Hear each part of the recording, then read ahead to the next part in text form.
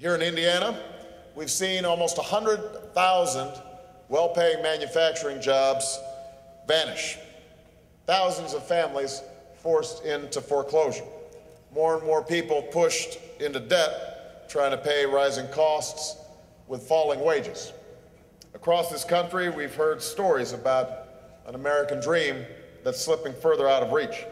I've met people like Bernie Smith in Marion. He worked at a local plant for more than 30 years until it closed down and his job was shipped overseas. And he described to me what it was like to pack up the equipment in the factory that not only he had worked on for most of his adult life, but his father had worked on in that same plant for most of his life. And listening to him, you understood that these jobs aren't just a source of income. They're a source of dignity. They're a way of life. They stitch a community together. They make people feel like they're a part of something and that they're helping to build this country. And when those jobs are gone, it's not just the job that leaves. It's not just the income. It's not just the health care, not even just the pension. It's also people's dignity and respect a lot of times. And that's why this is so important.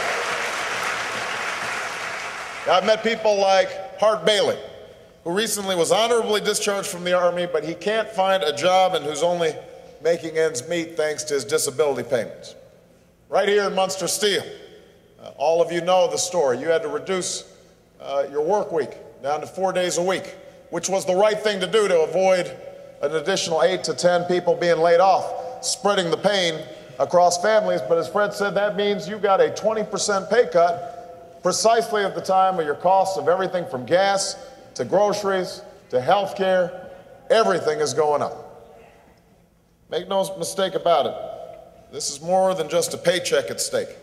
It's whether we as a country are going to just honor wealth or whether we're going to honor work and workers who create work.